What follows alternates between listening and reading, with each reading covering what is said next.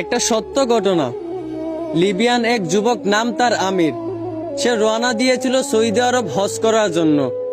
এয়ারপোর্টে পৌঁছানো মাত্রই তার নামে একটা সমস্যা হয়েছিল, আর এই সমস্যাটা সমাধান করতে করতে প্লেনের দরজাটা বন্ধ করে দেওয়া হয়েছিল।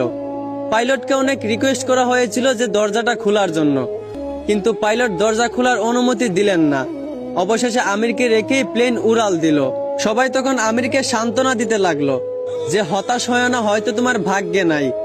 আমির তখন বলল, আমি হতাশ হই নাই, আমি মন থেকে খাঁটি নিয়ত করেছি, অবশ্যই আল্লাহ আমার এই আশা পূরণ করবেন। কিছুক্ষণ পর খবর আসলো যে প্লেনে একটা সমস্যা হয়েছে। আবারও প্লেনটা এয়ারপোর্টে ফিরে আসলো। এয়ারপোর্টে আসার পর প্লেনের সমস্যাটা সমাধান করার পর আবারও পাইলটকে রিকোয়েস্ট করা হলো দরজাটা খুলে দেওয়ার জন্য, কিন্তু পাইলট আবারও আমিরকে না নিয়েই প্লেন নিয়ে উড়াল দিল। আবারও সবাই আমিরকে সান্ত্বনা দিতে লাগলো যে হতাশ হয় না, হয়তো তোমার কপালে নাই। আমির আবার বলল, আমি মন থেকে খাঁটি নিয়ত করেছি, আমি হতাশ হইনি, আমি আল্লাহর উপর ভরসা রেখেছি, অবশ্যই আল্লাহ আমার মনের আশা পূরণ করবেন। কিছুক্ষণ পর আবার খবর আসলো প্লেনের মধ্যে আবারও একটা সমস্যা দেখা দিয়েছে। প্লেনটা আবারও এয়ারপোর্টে ফিরে আসলো।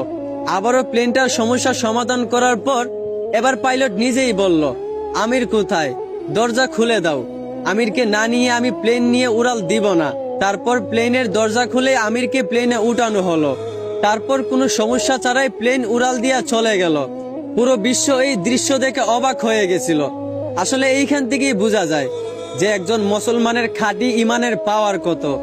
এইখান থেকেই বোঝা যায় যে আল্লাহর উপর ভরসা রাখলে অবশ্যই আল্লাহ সহায় থাকেন।